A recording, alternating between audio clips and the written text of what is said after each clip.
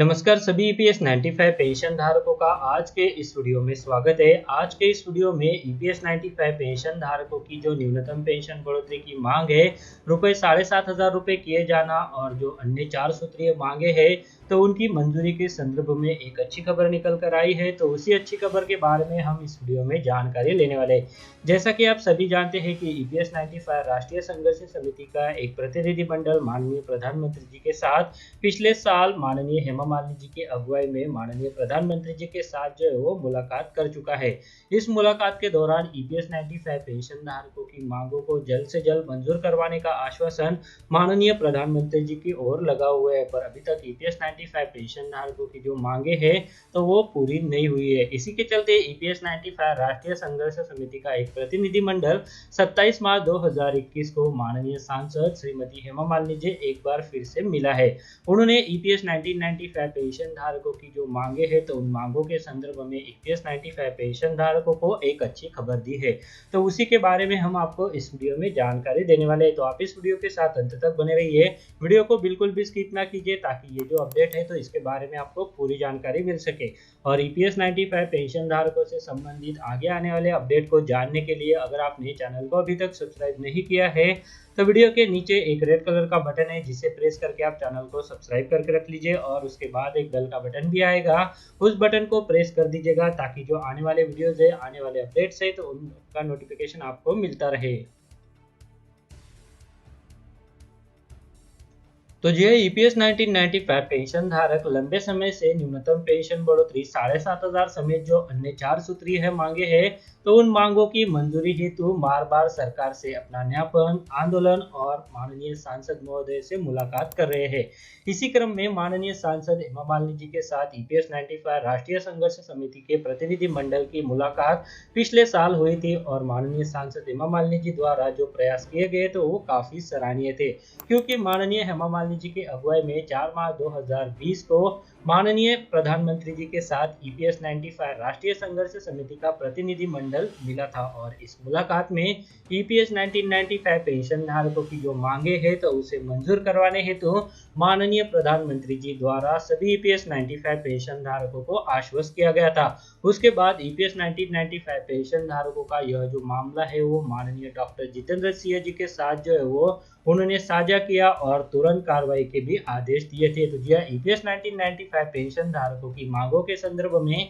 एक बार फिर से ईपीएस 95 राष्ट्रीय संघर्ष समिति का प्रतिनिधि मंडल माननीय सांसद श्रीमती हेमा मालिनी जी से 27 मार्च 2021 को मिला है, क्योंकि ईपीएस 1995 पेंशन धारक जो लंबे समय से पेंशन बढ़ोतरी की राह देख रहे हैं तो उनकी मांगे अभी तक पूरी नहीं हुई है। इसके ऊपर माननीय सांसद श्रीमती हेमा मालिनी जी द्वारा उनको काफी अच्छी खबर दी गई है। उन्होंने बताया कि ईपीएस 1995 पेंशन धारकों के जो मांगे हैं तो उन मांगों के संदर्भ में उनके द्वारा finance minister doctor Jitendra Singh ji और श्रम मंत्री जी से हाल ही में मुलाकात की गई है और ईपीएस 1995 पेंशन धारकों की मांगों को मंजूर कराने का जो प्रयास है तो वो यहाँ पर जारी है। तो जी इसी के संदर्भ में यहाँ पर ये जो पूरी अपडेट है वो राष्ट्रीय संघर्ष समिति द्वारा हिंदी और अंग्रेजी दोनों भाषाओं में सभी पेंशन धारकों के लिए साझा की गई है ताकि इसके बारे में सभी को पता चल सके। तो यह इस अपडेट में ईपीएस 1995 पेंशन धारकों की पेंशन बढ़ोतरी के संदर्भ में माननीय सांसद श्रीमती हेमा मालिनी जी के साथ जो मुलाकात हुई है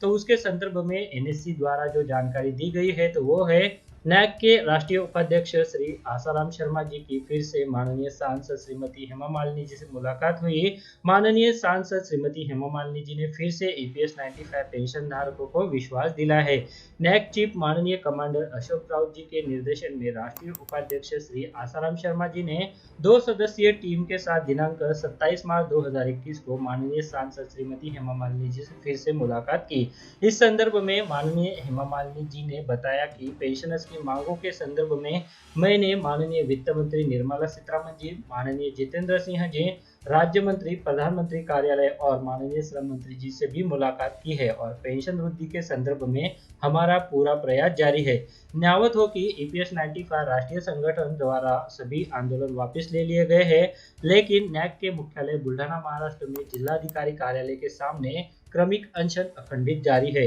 इस अनशन को 27 मार्च 2021 को 825 दिन भी पूरे हो गए हैं। तो जी ईपीएस 1995 राष्ट्रीय संघर्ष समिति द्वारा देश में जो अलग अलग आंदोलन चलाए गए थे तो उससे जो वो मौजूदा समय में वापस ले लिए गए हैं, पर बुल्ढाना महाराष्ट्र में एक श्रृंखला अनशन जो है वो अभी भी जारी है, जिसको 27 मार्च 2021 को 825 दिन पूरे हुए हैं। इसके बारे में अंग्रेजी में भी जानकारी राष्ट्रीय संघर्ष समिति द्वारा दी गई है, जिसके बारे में अभी हम जान लेते हैं, क्योंकि बहुत सारे व्यूअर्स ऐसे हैं जो अंग्रेजी में भी जानकारी जानना चाहते हैं, तो उनको भी मैं यहाँ पर यह जो जानकारी है वो अंग्रेजी में बता देता हूँ। नेशनल वाइस प्रेसिडेंट ऑफ नैक Shri Asaram Sharma meet MP Shrimati Hema Malini ji and Honorable MP Srimati Hema Malini ji again gave confidence to EPS 95 pensioners regarding EPS 95 pension hike. Under the guidance of Honorable NAC Chief Commander Ashok Rao ji, National Vice President Sri Asaram Sharma met MP Srimati Hema Malini ji again on 27th of March 2021. In this context, Hema Malini ji said that DC met Honorable Finance Minister Srimati Nirmala Sitharaman ji,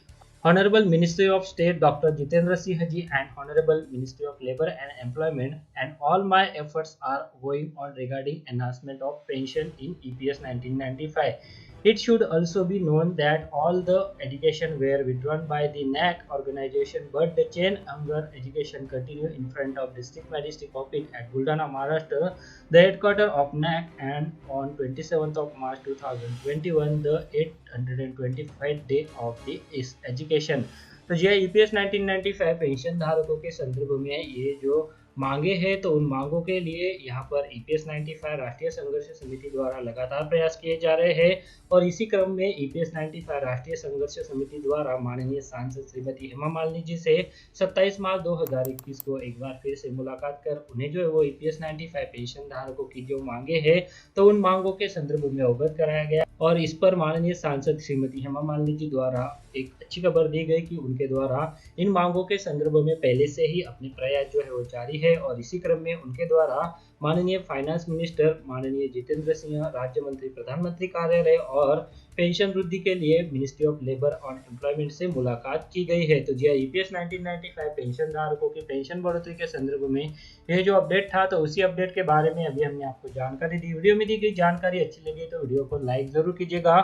और इस video को आप ज़्यादा से ज़्यादा EPS 1995 pension धारकों के साथ शेयर कीजिएगा, ताकि इस अपडेट के बारे में सभी पेंशन धारकों को पता चल सके। तो चलिए आज के इस वीडियो में बस इतना ही, आगे भी ऐसे ही अपडेट हम आपके लिए लेते आते रहेंगे। इसके लिए अगर आपने चैनल को अभी तक सब्सक्राइब नहीं किया है तो वीडियो के नीचे जो रेड कलर का बटन है उसे प्रेस करके आप चैनल को सब्सक्राइब करके रख लीजिए, ताकि जो आने वाले वीडियोज है, आने वाले अपडेट्स है, तो उनका नोटिफिकेशन आपको सही समय पर मिलता रहे। अगर आप शेयर मार्केट में इन्वेस्ट करना चाहते हैं तो इसके लिए आपको एक ट्रेडिंग अकाउंट की जरूरत पड़ती है। ट्रेडिंग अकाउंट ओपन करने के लिए वीडियो के डिस्क्रिप्शन में मैंने आपके लिए एक लिंक देके रखा है। उस लिंक पर क्लिक करके अगर आप ट्रेडिंग अकाउंट ओपन करते हैं तो उस ट्रेडिंग अकाउंट ओपनिंग के लिए आपको कोई भी चार्जेस देने की जरूरत नहीं है, साथ में कोई भी एनुअल फी देने की जरूरत नहीं है। और जब भी आप इक्विटी में शेयर खरीदेंगे या फिर बेचेंगे तो उसके ऊपर आपको कोई भी ब्रोकरेज देने की जरूरत नहीं है। अगर मान लीजिए आपने 100 रुपए का कोई शेयर खरीदा और उसे 150 रुपए में बेच दिया, तो जो 50 रुपए का फायदा होगा तो वो सीधे आपकी जेब में जाएगा। इसके ऊपर जो है वो आपको कोई भी ब्रोकरेज चार्जेस देने की जरूरत नहीं है, कोई भी यहाँ पर आपको चार्जेस नहीं है। तो इसके लिए अगर आप अकाउंट ओपन करना चाहते हैं तो वीडियो के डिस्क्रिप्शन में मैंने एक लिंक दिया हुआ है, तो उस लिंक पर क्लिक करके आप घर बैठे ऑनलाइन इस वीडियो को देखने के लिए आपका बहुत बहुत धन्यवाद। अगर आपको कोई सवाल है या फिर कोई कमेंट है तो आप इस वीडियो के नीचे जो कमेंट बॉक्स है वहाँ पे कर सकते हैं। और साथ में दोस्तों अगर आप मेरे चैनल पे पहली बार विजिट करें तो मेरे चैनल को सब्सक्राइब कीजिए, और जो उसके बाद बेल का आइकॉन आएगा उसे भी आप प्रेस कर दीजिए, ताकि मेरे जो आने वाले वीडियोज़ है वो सबसे पहले आपको देखने को मिल सके।